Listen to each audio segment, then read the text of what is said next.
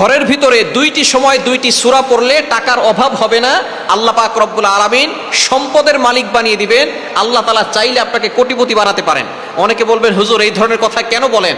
নবীজি সাল্লাল্লাহু আলাইহি ওয়াসাল্লাম নিজে জানিয়ে দিয়েছেন এমন কিছু আমল আছে যে আমলের মাধ্যমে আল্লাহ পাক রব্বুল আলামিন আপনাকে সম্পদ দিবেন, আল্লাহ পাক রব্বুল আলামিন আপনার ঘরের ভিতরে বরকত দান করে দিবেন। মনে রাখবেন, আল্লাহ তাআলা হযরত ওসমান রাদিয়াল্লাহু তাআলা আনহুকে ধনী বানিয়েছেন, সুতরাং সেই আল্লাহ কিন্তু আমাদেরকেও চাইলে ধনী বানাতে পারেন কি পারেন না? এজন্য অবশ্যই আল্লাহর উপরে ভরসা রাখেন। এক নাম্বার হচ্ছে ফজরের নামাজ ঘরের প্রত্যেকটা সদস্য পড়বেন। 5 ওয়াক্ত নামাজ তো অবশ্যই পড়বেন, ফজরের নামাজ সকলে পড়বেন, কেননা ফজরের সময় আল্লাহ পাক রব্বুল আলামিন বরকত দিয়ে থাকেন। নবীজি সাল্লাল্লাহু আলাইহি সাল্লাম এই ফজরের সময় আল্লাহর কাছে দোয়া করেছেন যাতে করে এই ফজরের সময়টা বরকতময় হয়। নবীজি সাল্লাল্লাহু আলাইহি সাল্লাম বলেছেন, সহিহ বুখারীর হাদিস, আল্লাহুম্মা বারিক লি উম্মতি ফি বুকুরিহা, আয় আল্লাহ আমার উম্মতের সকালটা তুমি বরকতময় করে দাও। আল্লাহ পাক রব্বুল আলামিন এই দোয়া কবুল করেছেন। সুতরাং যারা ফজরের নামাজ পড়ে এবং ফজরের নামাজের পরে সূরা ইয়াসিনের তেলাওয়াত করে, আল্লাহ পাক রব্বুল আলামিন ওই ঘরের ভিতরে কোনো অভাব রাখে না, ওই ঘরকে সকল বিপদ আপদ থেকে হেফাজত করেন, দুশমনের দুশমনি থেকে হেফাজত করেন, হিংসুকের হিংসুক চোখ থেকে হেফাজত করেন, এবং বালা মুসিবত থেকে আল্লাহ তাআলা সকল দুর্ঘটনা অ্যাক্সিডেন্ট থেকে ওই ঘরের প্রত্যেকটা সদস্যকে হেফাজত করেন। নবীজি সাল্লাল্লাহু আলাইহি সাল্লাম জানিয়ে দিয়েছেন, সূরা ইয়াসিনের তেলাওয়াত যে ঘরে করা হবে ওই ঘরের ভিতরে আল্লাহ পাক রব্বুল আলামিন বৃষ্টির মতো বরকত নাজিল করবেন, রহমত নাজিল করে দিবেন। ওই ঘরের ভিতরে কখনো অভাব থাকবে না যদি আপনি ফজরের নামাজের পরে সূরা ইয়াসিনের তেলাওয়াত করতে পারেন।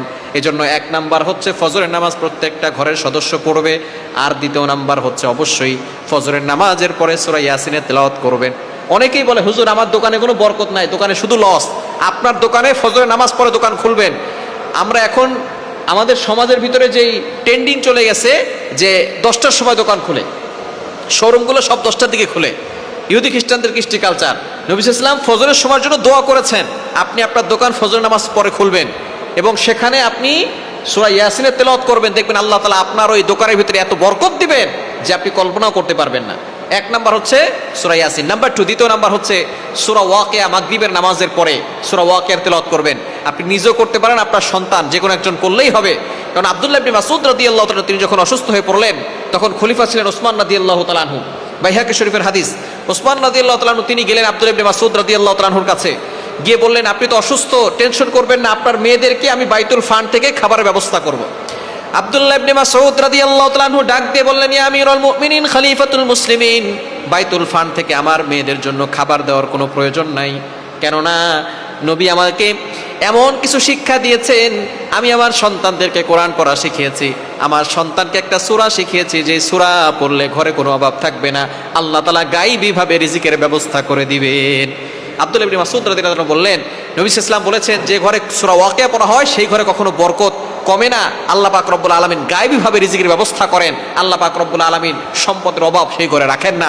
আমি আমার মেয়েদেরকে সূরা ওয়াকিয়া পড়া শিখিয়েছি, তারা প্রতি রাতে সূরা ওয়াকিয়া পড়ে, আল্লাহ তাআলা তাদেরকে গায়বীভাবে রিজিকের ব্যবস্থা করবেন, বাইতুল ফান্ড থেকে আমার মেয়েদের জন্য খাবার দেওয়ার কোনো দরকার নেই। সুতরাং আপনার ঘরে 2টা সময় 2টা সূরা পড়বেন। 1 নাম্বার হচ্ছে ফজরের পরে সূরা ইয়াসিন, 2 নাম্বার হচ্ছে মাগরিবের পরে সূরা ওয়াকিয়া। ইনশাআল্লাহ আল্লাহ তাআলা ঘরের ভিতরে বরকত দিবেন, সম্পদের কোনো অভাব ওই ঘরের ভিতরে থাকবে না।